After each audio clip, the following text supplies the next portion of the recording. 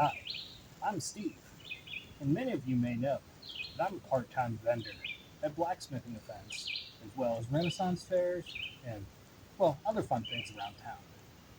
Unfortunately, the standard vendor tent doesn't work for me because I will be sitting in that vendor tent, not being able to forge and not being able to display everything correctly. Because when I set up my vendor stuff, I have an active forge going as well as my selling table. So I built this. This is a clamshell design 2.0 that I came up with after working at the Idaho Ren Fair for at least a year. Well, now that I'm down in Arkansas and I'm going to be bringing my trade down here, I'm going to show you how I built this in case you need to make something that doesn't necessarily fit the cookie cutter vendor booth. Now, when I build this, now that I've built this, I'm going to go through the process, and you can see past Steve while future Steve sits here.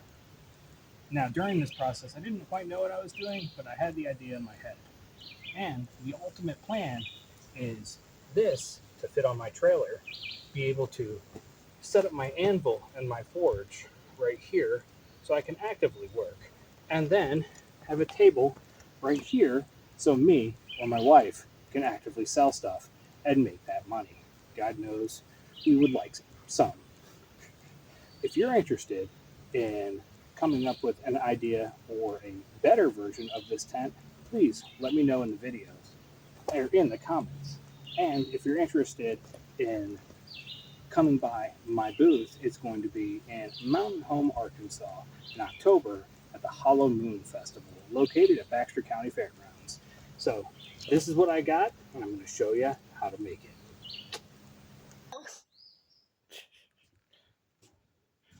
So because booth spaces are 10 foot long and I need room for my guy lines, I'm making the base of this 6'6" by 4. That means by the time that it's all expanded out and everything's ready to go, I'll have room to sit, be out of the weather, but it won't take up any of my additional space. So now with the bottom of the booth framed up, we're going to move it onto the ground and start doing each individual layer. This will be the space that I'll be able to put a chair, I'll be able to put a cooler, and I'll be able to drape down some sun protection if I need to, so that one doesn't get sunburned. And I will still have 6 feet in front for my forge and my anvil. Because the base of this right here is 6'9", and these are still 4 foot, we're going to make another layer, if you will, that goes on the outside of this. So I need to cut the long piece to the same length as this, and then I'll have 2 5-foot arms, and that'll work on the clamshell. You'll see what I'm doing. We're going to cut this one down to 6'9". I am using some reclaimed 2x4s that I had from framing up where my carport is. So finding a good 5'5" in this case, I lied to you earlier. I said 5 foot, but we're gonna make it 5'5" in the section of 8 foot is always a fun and exciting challenge. This is what I'm looking for. It's straight. It doesn't have any screws or chunks sticking out of it, and no major deformities. So I'm gonna just take off those ends and then find a good spot.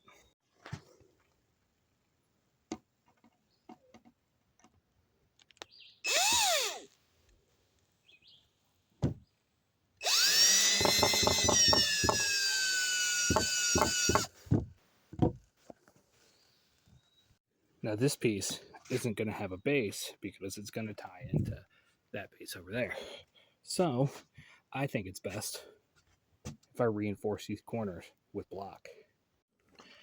Now do we see the idea that we're getting there? We're going to hinge it at these points, and it's going to come up like a clamshell.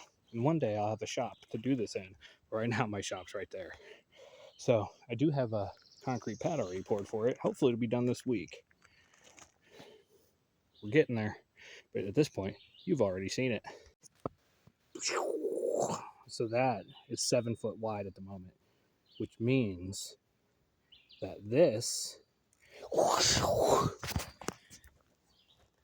needs to be 7 foot wide to set on the top. sound effects. So I'm going to cut this down.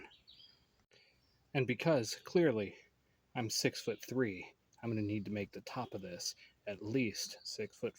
So that's what my final arm lengths are going to be, 6'5".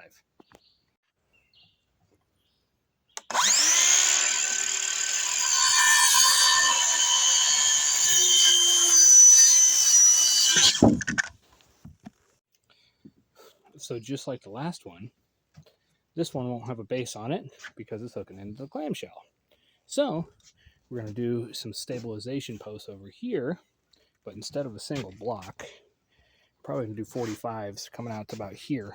So that way I can have signage hanging on there, and also just another place to secure some more stuff. I want to hang anything. Now I have found that if you are using a circular saw and you don't have a miter gauge, or if you don't have anything on you, that's going to make it so you can cut an exact 45. I found that if you do a cross member like this, and then you just cut the sides here flush after it's mounted, makes a perfect fit. Does the exact same thing. Also, it's getting really hot. So after those cuts, it looks like this. Look how beautiful that is. So much more nice.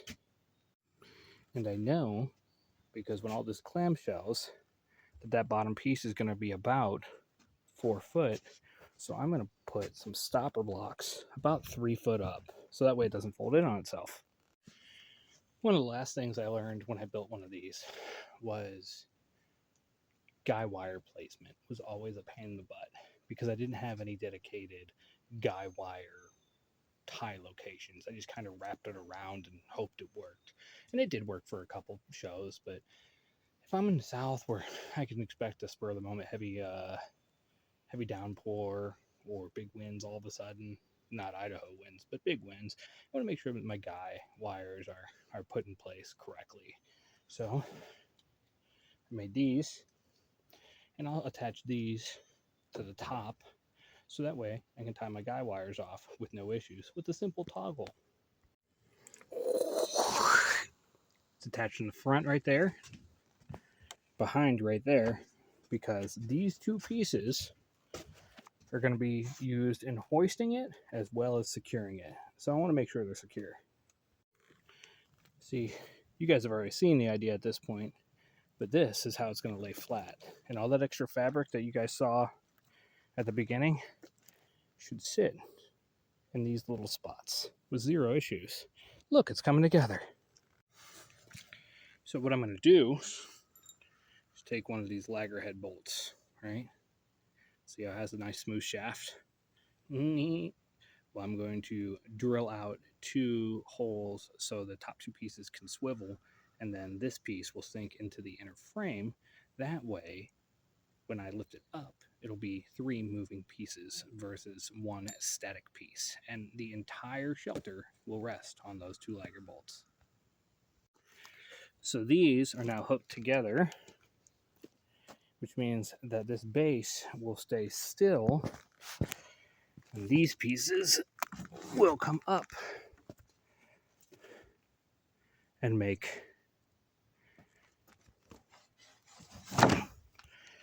our tent. So now for the fun part, is I have to secure this into the position that I want it raised to, so that way I can attach the canvas, which will act as the back of the shed or vendor display booth. See, we're starting to get an idea now. We'll be able to sit back here, have this go up. It'll be a nice cool spot for us. And now to attach the canvas, which is a whole nother step I'll show you. So this canvas is 9 foot by 12 foot, and I'm fixing it so it goes no wider than that center one, so I can fold it in on each other and can fold up and go into those little holes. So right now, since I'm using this canvas for roofing, I figure I'll use roofing nails. Thanks, John Williams. So I'm gonna lay a crap ton in there, and they should hold up plenty. Plus, the way that I'm hammering, they'll fold up on themselves and be less likely to fall out. So now, it's pinned all the way across the back. And then we're going to do the top one, because I know it's level. You can't tell, but this one's a little cattywampus at the moment. So we're going to level that one out after we do the top one, so everything's all nice and square. And remember, I'm not hammering any wider than this bottom one, so I can fold the canvas in on itself when it folds down. Same thing, tack the edges no wider than the base. Now we can pull this tight and hammer it in. And this will be tacked down here, and all of this will be supported up by the guy wires, tacked as a sunshade. Or I can just flip it back if it's a cloudy day. Same thing along the back. Look at that. Not bad for a drop cloth from Harbor Freight. That thing was like $13. And then I used some RIT dye and then some simple waterproofing stuff that I had lying around. So now it's completely waterproof and no light gets in. So I won't get sunburned underneath, which is super nice.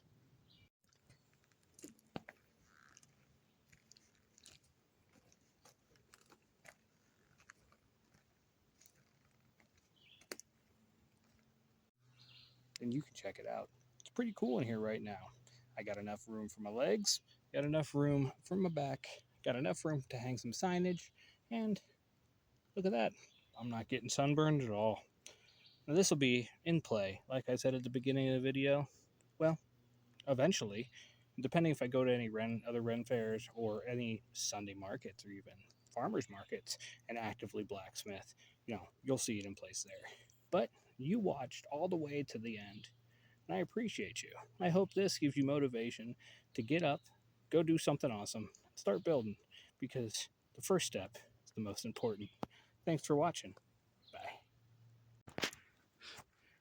Don't forget liking, subscribing, and let me know what you think are the best way to get a hold of me and to help support my channel. I'm trying to get to 1,000 followers just so that way I can make a couple extra bucks to help the nonprofit. Alrighty, we'll talk to you all later. Love you.